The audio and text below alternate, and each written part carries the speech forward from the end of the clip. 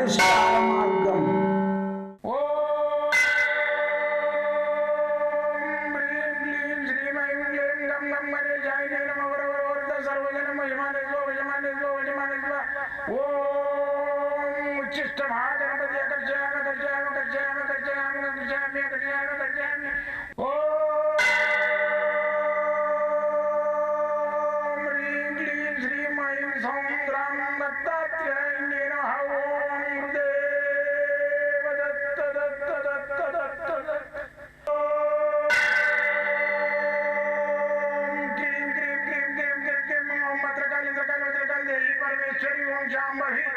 सर्वदिन मोचमाने स्वजमाने स्वजमाने स्वम मत्रकाली मत्रकाली मत्रकाली देवी परमेश्वरी ओम शांभवी अकर्षयामि अकर्षयामि अकर्षयामि अकर्षयामि अकर्षयामि चट चट चट चट चट ज्वाल ज्वाल ज्वाल नरसिंहाय लक्ष्मी नरसिंहाय अकर्षयामि अकर्षयामि अकर्षयामि ओम चट चट चट चट चट चट चट ओम चट चट चट चट चट ओम चट चट चट चट ज्वाल ज्वाल ज्वाल ज्वाल नरसिंहाय लक्ष्मी नरसिंहाय अकर्षयामि अकर्षयामि अकर्षयामि अकर्षयामि अकर्षयामि अकर्षयामि राजाधिराज योगिराज परब्रह्म सद्गुरु सच्चिदानंद साईनाथ महाराज ओम गुरुदेव दत्त दत्त दत्त दत्त दत्त ओम मातृदेवो भव ओम पितृदेवो भव ओम आचार्य देवो भव ओम गुरुदेव दत्त दत्त दत्त दत्त दत्त ओम गुरुदेव दत्त ओम राजाधिराज योगिराज परब्रह्म सद्गुरु सच्चिदानंद साईनाथ महाराज ओम गुरुदेव दत्त दत्त दत्त दत्त నేను మీ సాయి దత్తానందను మంత్రతంత్ర యంత్ర రుద్రాక్ష మూలిక శాస్త్రజ్ఞుని. వాస్తు సాముద్రిక, ఈ వాస్తు ఉందా, సాముద్రిక శాస్త్రం ఉందా, ఇవన్నీ పిచ్చి పిచ్చి లెక్కలు, ఈ జెమ్ స్టోన్స్ ఉన్నాయా, ఏంది ఇవన్నీ నమ్మేది అని ఈ యొక్క నవీన యుగంలో అంతరించిపోతున్నాయి మన శాస్త్రాలన్నీ. అయితే ఈ ఎక్కువ ఆశపడి ఎక్కువ కోరికలతోటి నడుస్తున్న ఈ లోకంలో ఏమవుతుంది, రుణగ్రస్తులు అయిపోతున్నారు. రుణగ్రస్తులు ఎట్లయితున్నారు, ఒక 2-3 వేల రూపాయలు ఉంటే ఆ భార్య ఏమడిపడి నేను ఏదైనా పని చేస్తానండి, నాకు ఒక 2-3 లక్షలు ఉన్నాయి కదా, ఇంకొక 2-3 లక్షలు ఇచ్చేద్దామని చెప్పేసి ఆమె చిన్నగా ఇన్ని చీరలు పెడుతుంది ఇంట్లో. చీరలు పెట్టి కూర్చొని ఆ 2-3 లక్షలలో స్టార్ట్ చేస్తే ఆకు వస్తుంది, ఇది బాగుందా బాగుందా, 4 చీరలు ఆమె తీసుకుపోతుంది, 1000 రూపాయలు ఇచ్చి 4 చీరలు ఈ మీద తీసుకుపోతే 2000 ఇచ్చి ఆ స్టాక్ అయితే అయిపోతుంటాయి. కానీ మళ్ళీ పోయి అక్కలని అడిగితే ఏమైనా అమ్మా పైసా అంటే ఏం చీర ఇచ్చినా అని మొత్తం కొంగు అంతా ముదురుకపోయింది, కొంగు ముదురుకపోయింది, మొత్తం అంతా చిక్కిపోయినట్టు అవుతుంది ఆ చీరే. ఇస్తే ఇచ్చినా ఇస్తే ఎక్కడ పోతాయమ్మా పైసలు. ఇక ఆమె మళ్ళా రాదు, కొనదు, గిరాకీ మళ్ళీ రాదు, గిరాకీ పోయింది, నువ్వు ధరిస్తే మళ్ళీ రారు. ఉన్న కాడికి 4 చీరలు అమ్మేది, ఒక చీర అమ్ముకొని నీ పైసలు మునుగాయి. 4 రోజులు ఏంటంటే నెల ఖర్చులు కొంచెమన్నా వస్తాయి. అసలు ముంచుకొని ఇంత ఇంత చేసి 4 చిట్టీలు ఎత్తి, ఇంక ఇవే చిట్టీలు కూడా పెడుతుంది, 4 చిట్టీలు ఎత్తి ఆ వచ్చిన చిట్టీలు ఆఖరైనాక మళ్ళీ వాళ్ళకి గట్టించడానికి వీలు అయ్యి మళ్ళీ అప్పులు తీసుకొస్తారు. ఇక బయట ఈ దుకాణము దగ్గర పడ్డది, ఆ స్టాక్ అంతా పోయి మళ్ళీ ఇక్కడ చిట్టీలు పెట్టింది. ఈమె చిట్టీలు చిట్టీలు ఎత్తుకున్నది, పబ్లిక్ కూడా 2-3 చిట్టీలు ఎత్తుకొని వాళ్ళు లాస్ట్కి వచ్చేసరికి వాళ్ళకి కట్టడానికి ఇబ్బంది అయ్యి 2 లక్షలు అప్పు తీస్తుంది. ఏమైంది, మీ దగ్గర ఉన్నవి 3 లక్షలు పోయినాయి దుకాణంలో. మళ్ళీ ఇప్పుడు ఏమైంది, చిట్టీలు పెట్టి ఇలా 2-3 లక్షలు ఎత్తుకున్నాక అప్పులు తెచ్చినావు, బయట 3 లక్షలు అప్పులు స్టార్ట్ అయింది. ఆ 3 లక్షలకు రోజు 2 రూపాయలైనా, నెలకు 2 రూపాయల మిత్తి అయినా కానీ నెలకు 2 రూపాయల మీద లక్షకి ఏమవుతుంది, 2000 రూపాయలు అవుతాయి. అయితే ఈ 2000 రూపాయలు కట్టుకున్న 2000 అంటే 6,000 కట్టుకుంటా పోయి పైసలు లేక చిట్టేసి అది ఎత్తి మళ్ళీ ఆమెకు మిత్తి అనేది పెండింగ్ ఉంటుంది కదా, 10 నెలల మిత్తి పెండింగ్ అంటే 60,000 అవుతాయి. 60,000 కట్టేసేసి మళ్ళీ 1 లక్ష రూపాయలు ఉంటే రాదని ఆవిస్తుంది, 2 లక్షలు అవుతాయి. 2 లక్షలు పోయి ఆ 2 లక్షలు కట్టి 3 లక్షలు పోయి 20 లక్షలు పడతాయి. ఎట్లయింది అప్పు మాకు అర్థం కాదు. మేము ఇంక కొనలేదు, ఇల్లు కొనలే, ప్లాట్ కొనలే, ఉన్నది ప్లాట్ కూడా అమ్ముకున్నాము, ఓ బట్టల దుకాణం పెట్టి అది కూడా తీసేసినాము. మరి మాకు అప్పులు ఎందుకు అయినాయి అంటే ఇట్లయితాయి. ఇటువంటివి ఎక్కువ ఆశకు పోకండి. భార్యాభర్తలు అన్యూన్యత ఉండడానికి ప్రయత్నం చేయండి.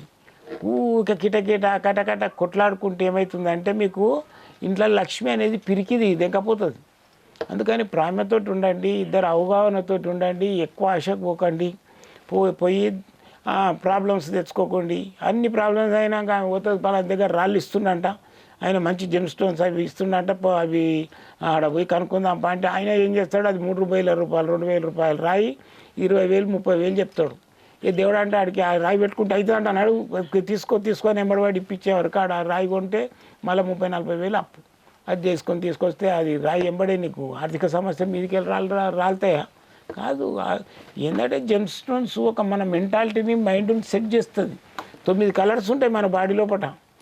తెల్లది వైట్ కళ్ళు, పండ్లు బ్లాక్ శనికి సంబంధించినవి, ఎంట్రుకలు, కళ్ళ లోపల ఉన్న బిందువు అది ఎంట్రుకలకు అది శనికి సంబంధించింది, వైట్కి సంబంధించి శుక్రుడు, మన చంద్రునికి సంబంధించింది, బ్లడ్ ఉన్నది మన సూర్యునికి సంబంధించింది, కెంపుకు సంబంధించింది. ఇట్లా 9 కలర్స్ ఉన్నాయి మన లోపలనే.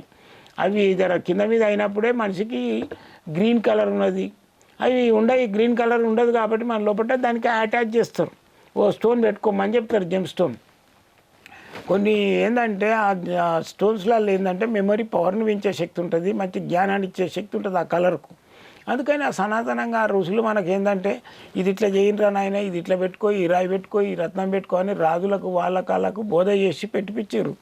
అవే మనకు ఈ రోజులలో ఏంటంటే మిషన్లు వచ్చినాయి కాబట్టి ఈ స్టోన్స్ జెమ్ స్టోన్స్ ఇవన్నీ ఈజీగా దొరుకుతున్నాయి. ఒకప్పుడు ఇంత స్టోన్ దొరకాలంటే వాడు ఇంత పెద్దగా ఉండే, డైమండ్కి ఇంత దొరికితే ఆ రాజుకు తీసుకొని పోయిస్తే ఆయనకి ఇంత 20 ఎకరాల భూమి ఆడు జీవితాంతం సరిపడా గాసము అట్లా ఇచ్చి చేదురు. ఇప్పుడు ఏమున్నది, ఉట్టిన దగ్గర కూడా ఇంత దొడ్డు డైమండ్ పెట్టుకొని తిరుగుతుంటాడు. అట్లా ఇప్పుడు అప్పటికిప్పటికి టెక్నాలజీ మారిపోయింది. కాబట్టి మనం ఇప్పుడు ఈ జెమ్ స్టోన్ కావాలన్నా కూడా ఏం లేదు, ఎవరి దగ్గర పోయినా కానీ దాని ల్యాబ్ టెస్టింగ్ది సర్టిఫికెట్ ఇవని చెప్పాలి. ఆ సర్టిఫికెట్ లోపలనే స్టోన్ ఉంటుంది. అది తెచ్చుకుంటే ఎవరిని అడిగే పని ఉండదు, డౌట్ ఉండదు, నో ప్రాబ్లం, ఇక పెట్టుకోవచ్చు. ఇప్పుడు వైడూర్యం ఉన్నది. వైడూర్యం ఏంటంటే గోమేధికమ్మ రావుకు సంబంధించింది, వైడూర్యం కేతుకు సంబంధించింది. ఈ రావు కేతు ఏడుకెళ్ళి వచ్చిండ్రు ఒక్కడే. ఆ అమృతము ఈ దేవతలందరికీ పోసేటప్పుడు విష్ణుమూర్తి అట్లా దాంట్లో లైన్లో ఈ రావంటోడు వచ్చి కూర్చుంటాడు అనమాట. కూర్చొని ఆడి తడకన తాగేసిస్తాడు. అందరూ తాగకముందే గుర్తుపట్టి ఓడిడు అని చెప్తే రాక్షసుడు ఖండిస్తే ఇక్కడ దాకా పోతుంది అమృతం. కాబట్టి ఈ కట్గా అయిందా కాబట్టి ఇక్కడిది ప్రాణం పోదు, ఇక్కడిది ప్రాణం పోదు, అట్లే ఉంటాయి. ఆడేం చేస్తాడు, ఆ మొండి ఆయన చేతిలో పట్టుకొని పోయి ఒక పెద్ద అడవిలోకి పోతాడు, అడవిలోకి పోయేసి వాటి కొండ చిలువను నరికి దాని తల తీసుకొని పెట్టుకుంటాడు మొండానికి. ఒకడు అయ్యిండు కదా. రెండోది దాని తల తెచ్చి తోక పెడతాడు, తోకకు తల పెడతాడు.